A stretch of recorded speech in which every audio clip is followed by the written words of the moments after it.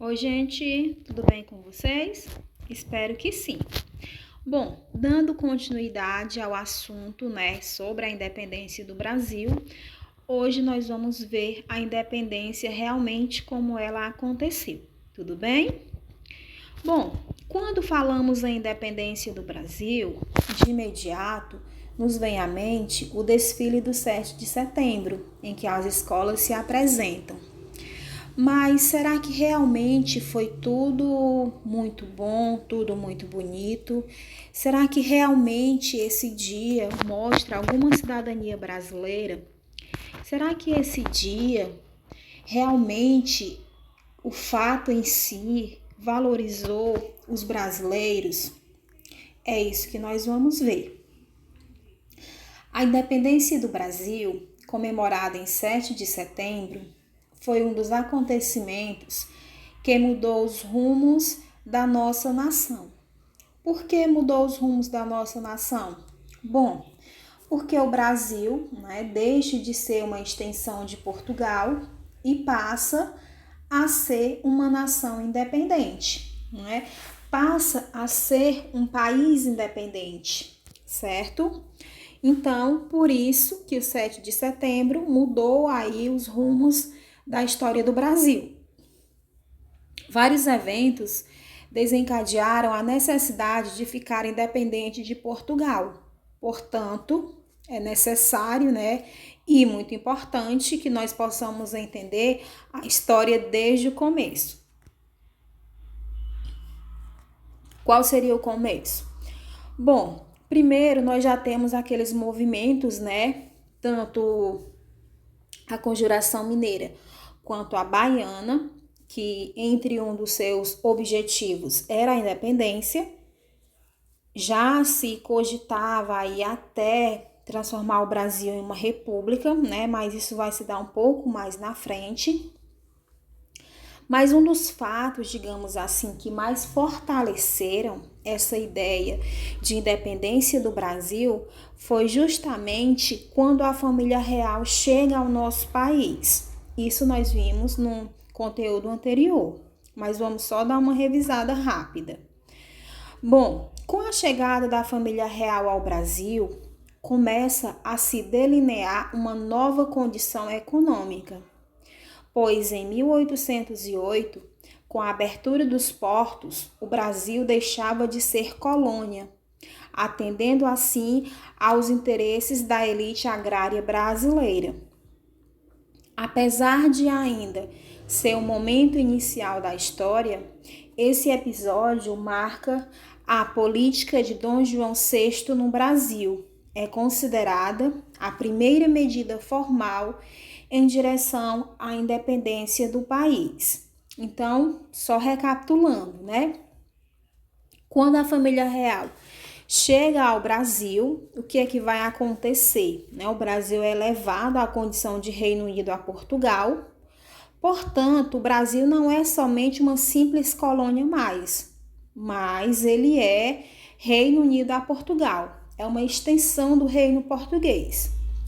E outro ponto também que a gente precisa compreender é que o centro administrativo, real ficou sendo o Brasil, uma vez que o rei, o príncipe regente, juntamente com toda a corte, a família real, estavam no Brasil. Aí você se pergunta, e como ficou Portugal? Bom, Napoleão Bonaparte cumpriu o que tinha falado, Invadiu Portugal, colocou no trono português o seu irmão José Bonaparte. Mas isso não durou muito tempo, certo? Não durou muito tempo, por quê? Porque ainda em 1808, os franceses eles foram vencidos por uma coligação luso-britânica. O que é isso? Uma coligação, um grupo, formado aí pelos portugueses e pelos ingleses que conseguiram aí expulsar os franceses do território português ainda no ano de 1808. Então, Napoleão ficou pouquíssimo tempo com o domínio de Portugal, pouquíssimos meses, não é assim? E depois organizou-se um conselho, né, chefiado por um general inglês, que assumiu o governo de Portugal, situação que causava aí muita insatisfação entre os portugueses. Por quê? Porque ele era um inglês, né? E os portugueses, eles não queriam ser direcionados, dirigidos por um inglês. E aí, tudo isso, toda essa insatisfação vai aí gerar, né, digamos assim, um descontentamento maior ainda, que vai culminar aí com a Revolução Liberal do Porto de 1820, tá? Bom, os aristocratas portugueses não gostaram nada desta situação, pois perdiam cada vez mais espaço no centro político.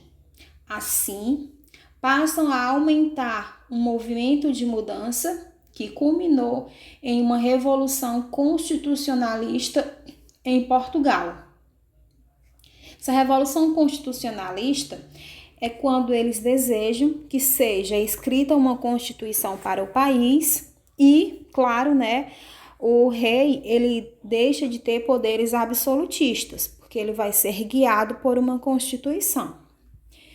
A Revolução Liberal do Porto foi outro movimento marcante da época que tinha como objetivo reestruturar a soberania político-portuguesa por meio de uma reforma liberal que limitaria os poderes do rei e reconduziria o Brasil novamente à condição de colônia.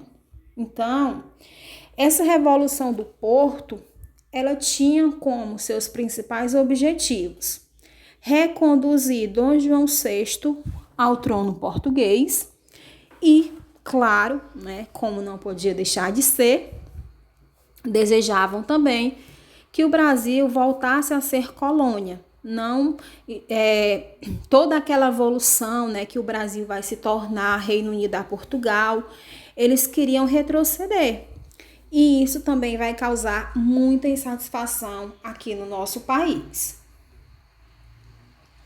Decorrentes desse movimento, os revolucionários lusitanos formaram uma espécie de Assembleia Nacional que ganhou o nome de Cortes, que tem como protagonistas as principais figuras políticas lusitanas, exigindo que o rei Dom João VI retornasse à terra natal para que legitimasse as transformações políticas em andamento. Então, Dom João estava aí novamente, assim como ele ficou lá em 1807, em uma situação muito complicada, né? Ele poderia perder o trono português. Então, ele tentou aí encontrar uma solução para essa problemática. O que foi que ele fez? Bom, temendo perder sua autoridade real, Dom João saiu do Brasil em 1821 e nomeou seu filho, Dom Pedro I, como príncipe regente do Brasil. Assim, né, ele conseguiria manter o seu poder e a sua autoridade tanto em Portugal quanto aqui no Brasil. Aqui é uma imagem retratando aí a volta da família real para Portugal, fato que aconteceu em 25 de abril de 1821. Bom, durante um tempo, Dom Pedro seguiu ordens da corte portuguesa, mas acabou percebendo que as leis vindas de Portugal pretendiam transformar o Brasil novamente em uma simples colônia. Então, pouco depois que assumiu, Dom Pedro I passou a tomar medidas em favor da população e começou a ganhar prestígio. Suas primeiras medidas foram baixar os impostos e equipar as autoridades militares nacionais às lusitanas. Então, assim, quando Dom Pedro assume o trono do Brasil como príncipe regente, ele não é o rei, né? Ele é só um príncipe regente, está no poder que o seu pai o colocou, tá? Mas ele não tem tantos poderes assim para fazer o que tem vontade. Só que ele começou, né? Depois que ele assumiu o trono, passou um tempinho, e aí ele começou a tomar algumas medidas que a população ficou muito feliz com isso, né? E essa felicidade da população vai gerar aí um grande prestígio na figura de Dom Pedro I, que passa a ser muito amado aqui no nosso país. Inicia-se aí um dos momentos mais conturbados desse período, pois essas ações desagradaram muito as cortes portuguesas, que exigiram que o príncipe regente retornasse para Portugal e entregasse o Brasil ao controle de uma junta administrativa formada pelas cortes. As cortes, elas funcionam como se fosse um parlamento, tá? Com os deputados, tá certo? No Brasil, os defensores da independência iniciaram uma campanha pedindo que o príncipe regente permanecesse em nossa terra. Então, Dom Pedro fica aí numa situação também um pouco difícil, né? Por quê? Portugal, as cortes portuguesas desejam a sua volta e, além disso, exigem que o Brasil volte a ser uma simples colônia.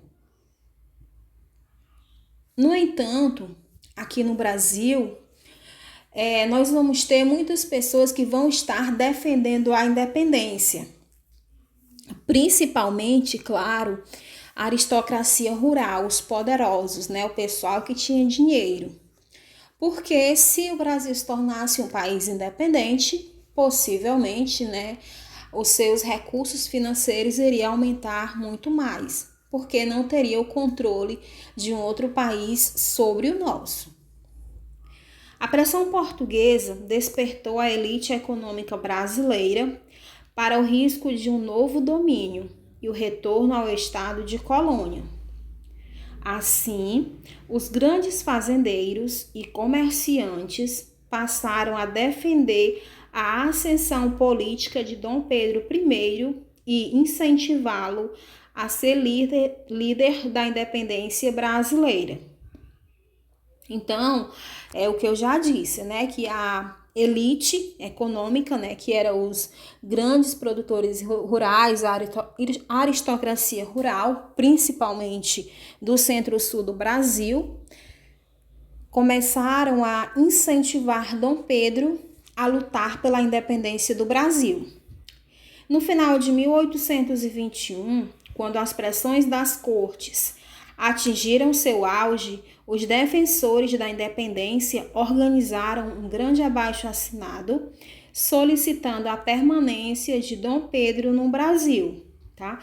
Então, em 1821, as pressões das cortes portuguesas, elas ficam quase que insustentáveis, quase que insuportáveis, e aí a população brasileira, né, a aristocracia principalmente, organiza aí um abaixo-assinado exigindo, solicitando, pedindo, né, que o príncipe regente, no caso Dom Pedro I, não volte a Portugal, mas que ele permaneça no Brasil. Então, nesse contexto, e atendendo à demonstração de apoio, no dia 9 de janeiro de 1822, Dom Pedro recebeu um abaixo-assinado pedindo-lhe que ficasse. Ele atendeu ao desejo do povo, declarando: como é para o bem de todos e felicidade geral da nação, diga ao povo que fico. Dom Pedro I reafirmou sua permanência no cenário político brasileiro e atendeu aos interesses dos ricos fazendeiros brasileiros. E esse dia passou a ser conhecido em nossa história como o Dia do Fico. tá? Então, Dom Pedro disse no dia 9 de janeiro de 1822 que ficaria no Brasil, né? Para o bem de todos e felicidade geral da nação, diga ao povo que fico. E esse dia é denominado Dia do Fico. Dom Pedro I logo teve a iniciativa de incorporar figuras políticas brasileiras que eram a favor da independência aos quadros administrativos de seu governo. Ele também decretou que nenhuma ordem vinda de Portugal poderia ser adotada sem sua autorização prévia. Foi justamente essa medida que tornou sua relação política com as cortes praticamente insustentável. E em uma última tentativa, a Assembleia Lusitana enviou um novo documento para o Brasil, exigindo o retorno ao príncipe para Portugal, o retorno do príncipe para Portugal, sob a ameaça de invasão militar, caso a exigência não fosse imediatamente cumprida. Então, as cortes não deixaram de pressionar. Dom Pedro I continuou sendo pressionado, mas ele se cercou, né, de pessoas favoráveis à independência do Brasil. Dentre essas pessoas, cabe citar aí a sua esposa, né, Leopoldina, que foi uma das pessoas que deu muita força para ele, para proclamar a independência do nosso país, e também, claro, José Bonifácio. Ao tomar conhecimento do documento, qual documento? Aquele que exigia que Dom Pedro voltasse para Portugal. Quando ele toma conhecimento, né, desse documento, Dom Pedro I fez uma declaração oficial afirmando assim seu acordo com os brasileiros.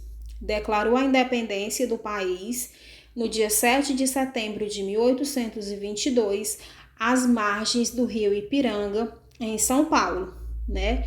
E aquela famosa frase que todo mundo conhece, né? Ele levanta a espada e diz: independência ou morte, né? E tá aí declarada a independência do nosso país. Nos meses seguintes, após esse momento, os brasileiros venceram facilmente o ataque das tropas portuguesas, com apoio inglês, claro, né? Sempre a Inglaterra. Em pouco tempo, vários países da América que já haviam se libertado do domínio europeu apoiaram oficialmente nossa independência. Dom Pedro tornou-se o primeiro imperador do Brasil com o título de Dom Pedro I. O Brasil passou a ser uma monarquia, uma forma de governo em que os poderes são exercidos pelo imperador ou rei. E a nossa independência, né, ela não teve praticamente, digamos assim, apoio popular, né? Digamos que foi uma aliança política entre o príncipe Dom Pedro e a aristocracia rural do centro-sul do Brasil. E com a independência não mudou praticamente nada no país, tá? As pessoas continuaram vivendo da mesma forma, não houve uma luta popular em que as pessoas queriam se tornar independentes de Portugal, não houve, tá? Então, digamos que muitos historiadores, eles compreendem, né, esse momento mais como um acordo do que propriamente uma luta pela independência, tá?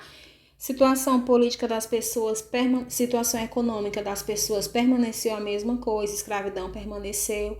Então, a única coisa que mudou foi que o Brasil não era mais colônia, não era mais Reino Unido a Portugal e agora era um país independente. E detalhe, né? Mais um país independente na América. E é isso, pessoal.